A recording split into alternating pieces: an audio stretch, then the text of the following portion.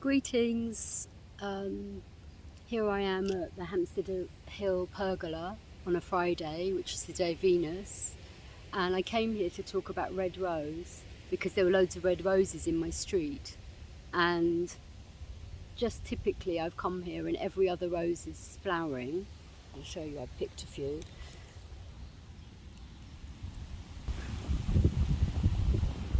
There's beautiful roses, I wish you could smell them.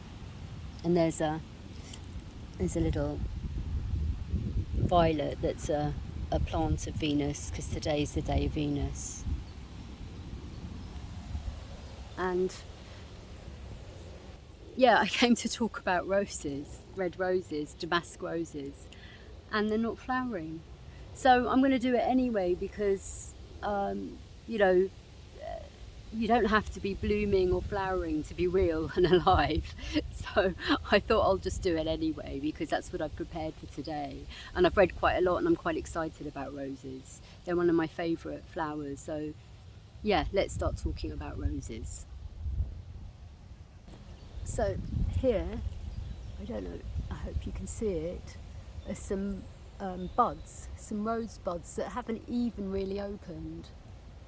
But you know, in the next week or two we're going to have some beautiful different coloured roses in this rose garden, and around this garden is basically different roses and foxgloves. There's buds of foxglove, and I'll come back and show you them. And if you can see this rose, I don't know if you can see it's got the thorns, and the thorns are kind of one of the signatures of the plant, that they represent protection.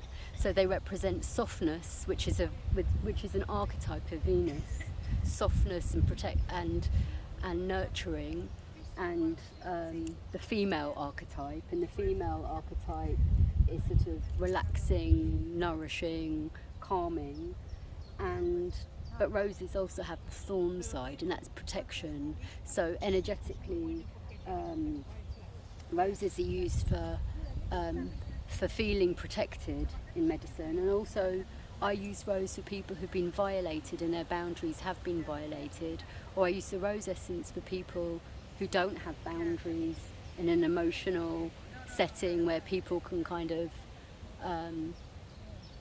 be abusive towards them and they tolerate it. So it's a herb of protection where there's emotional grief and trauma, and sometimes even it's a really good remedy for really serious violations that have affected you throughout your life, like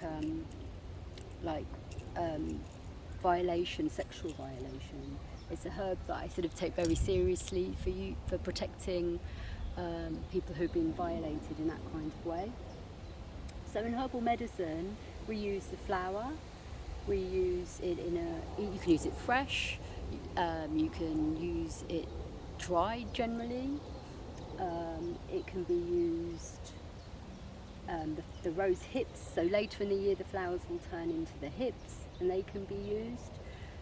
The species dog rose, Rosa canina and Rosa rugosa, have the highest kind of vitamin C levels in medicinal roses, and they're really lovely at the end of the year. They ripen right at the end of the year, and they sort of have like a squashy meat that you can squeeze out at the end of the year. Last year I went to Kew with the herbalist Rashika Ahmed, and we were like squeezing out this lovely kind of jammy stuff out of the rose hips. It tasted heavenly, but some of them had actually fermented and almost tasted of alcohol. You can use the bark, which is very high in tannins. You can use the root, which is even higher in tannins. Going back to the flower, an essence can be made, and a flower essence is made when the rose petals are put into, I put them in a clear bowl in the sun. Today would be a perfect day actually because the sun is out, and the energy of the petals is sort of transmitted into the water, and then that becomes then that is mixed with brandy and made into a tincture. It can also be made as a tea, which has slightly more drying properties than the fresh petal. it's popularly made into an essential oil, which is, you know, pretty expensive. It's one of the expensive essential oils, and tons of it are used to make just like 1 litre of olive oil. I think it's something like 5 tons for 1 litre of olive oil, 5 tons of petals, and I think it's something like £2,000 for £1 of essential oil. Rose petals can be dried up, the red roses, into powders, and that can be used for medicine, but it can also be used for makeup. And you can make like sort of, you know, like lipsticks or blushes with dried flowers. Going back to the powder, Nicholas Culpeper, one of my favourite radical herbalists, described using the powdered petals for the stopping of menses, or the drying up of overflowing menses, and also for the spitting of blood, which I think was referring to TB that was so prevalent in London at the time of his practice. Yeah, so the medicinal roses are Rosa rugosa, which is called beach rose, and it sort of resides. I mean, it grows ornamentally in many places, but it grows on the beaches of China and East Asia. There's Rosa gallica, which is a 5-petal rose, and it's used throughout Turkey and the Caucasus. There's the cabbage rose, which I absolutely adore, called Rosa centifolia, and hopefully in the summer I'll go to Regent's Park and redo this video a bit more in a refined way and show you the different roses. And Rosa centifolia is a kind of pink one, and often the buds are used. And then the one that I'm really focusing on today is Rosa Damasina, and Damasina refers to Damask or Damascus, which refers to Syria, and that's the sort of, it's a dark rose and it's a rose of Venus. So some of the other ones, like the ones I showed you earlier, like white roses and yellow roses, are not roses of Venus, they are roses of the moon. Actually, I'm not sure about yellow rose, I'll have to think about that one, what it is. Some names for roses in different countries: Sata Patri in Sanskrit, Gulab in Hindi, Rosi in Amharic, Furenwadi in Hausa, Trandafir in Romanian, I'm probably saying it completely wrong, Erosi in Zulu, Vard in Armenia, Dide in Yoruba, correct me if I'm wrong, Sane in Mongolia, and I think I'll talk about the chemicals. So what shall I start with? Okay, so in rose there are the pigments in the flowers, which are the red ones are, they often contain chemicals called polyphenols, and they are very binding and constricting to blood vessels, the heart, sometimes the kidneys, and they seal mucous membranes and protect vessels. So the colour, the deep red colour, is often used as a protector for the circulatory system and vessels. And red colours in foods like red cabbage, red wine, beetroot, red onion, are often called anthocyanidins, and there are ones that are really studied, are called OPCs, oligomeric proanthocyanidins, and they're heart protectors. And as I said at the beginning, a key word for this plant is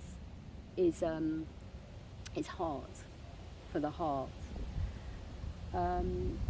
Okay, so another really important property of the flower, which you can't see because I've come here and there's no flower yet that's come out, and that is the essential oil, the volatile oil.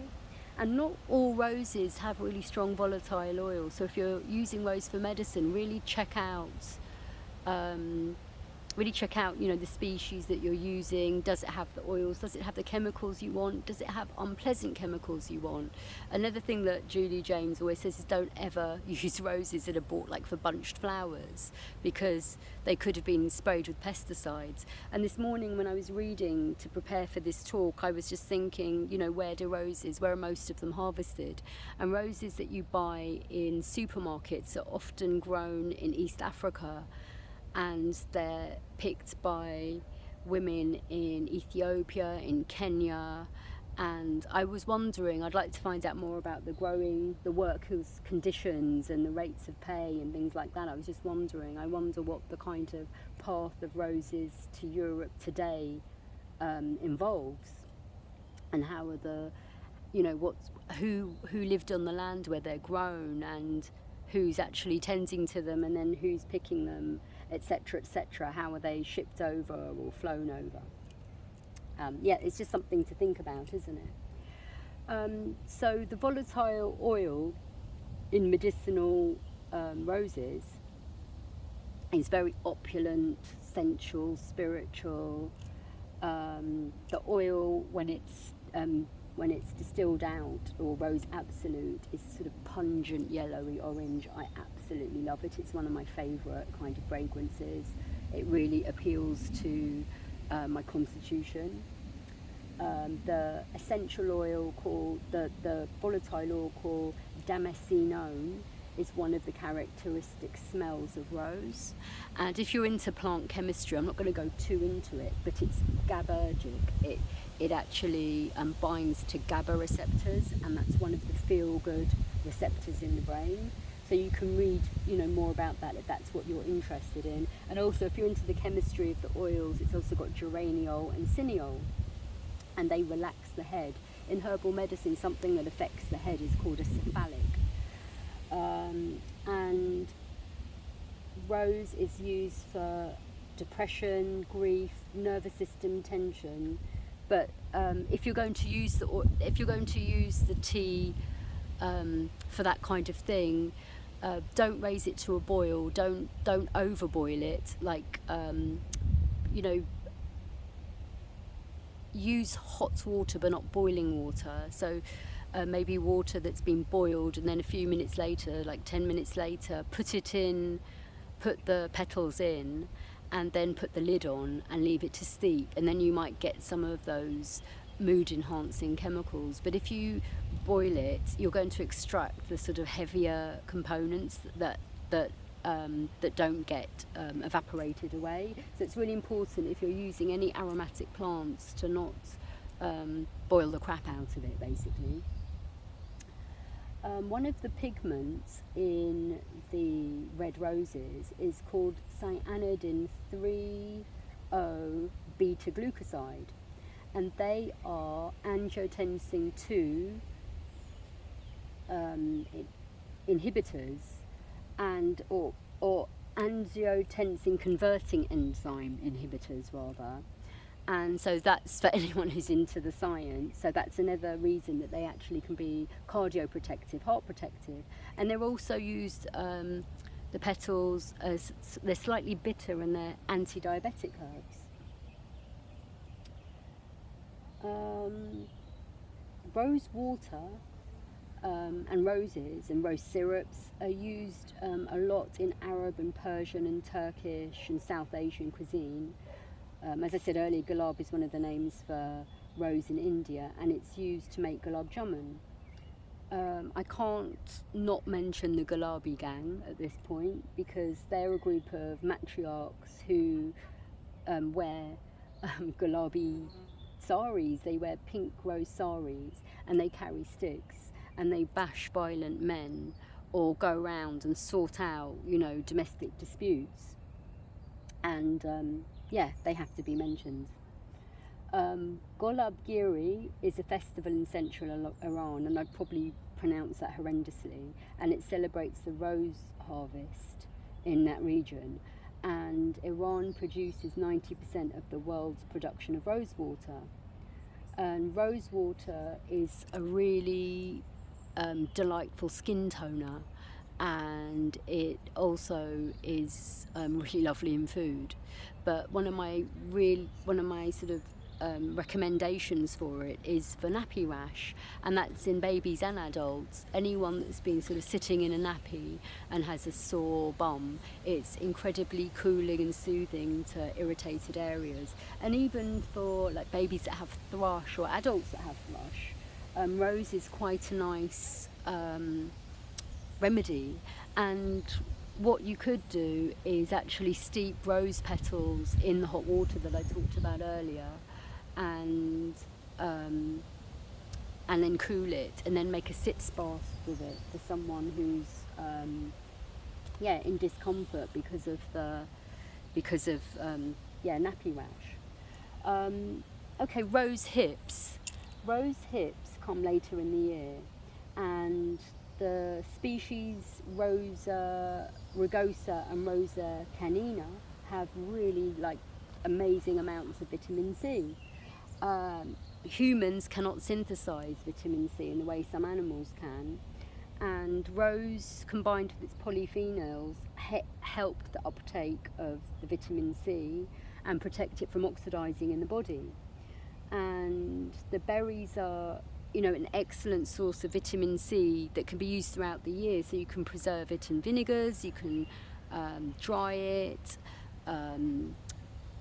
jams can be made, and I think it's probably a traditional source of vitamin C throughout the year in colder climates. The hips require the cold to mature properly, and when you pick the rose hips, it's generally, once they're actually soft to touch, not rotting, but they're not, they're a sort of ripe colour. You have to check them later in the year for ripeness. The hips are eaten by thrushes and waxwings, and the seeds are eaten by finches. And the seed is also a medicine, so out of the seed it can be ground down, and I think Culpepper's the one who talks about that, and I think it's been used traditionally as for osteoarthritis, and it's also a probiotic, the seed, when it's ground down, and it's good for helping with constipation or diarrhea, and apparently it's anti-ulcerogenic. I was looking at the Public Library of Medicine yesterday, and there are studies on rose that show that it's antimicrobial, anti-cancer, also a nerve protector, a cardiotonic. It's brilliant for the gastrointestinal tract in terms of being a probiotic, having tannins that seal the gut if there's bleeding or mucous membranes problem. It's anti-ulcerogenic. It's also hepatoprotective, which I didn't know. That's not a way I was taught about it. The oil is mildly analgesic, and it also has been used for migraines. I think I'll wrap it up there. But basically, to conclude, it's anti-inflammatory due to the polyphenols, the tannins, and the essential oils. It's brilliant for inflammatory skin conditions and gastrointestinal conditions. It's also great for the kidneys. It's good as an anti-diabetic, inflammatory bowel disease and diarrhea. It's good to protect the liver. And for me, its biggest and most kind of special property is for depression, for grief support, for post-traumatic stress, for heartache, for sexual violation, and for anxiety that is associated with diarrhea or runny belly.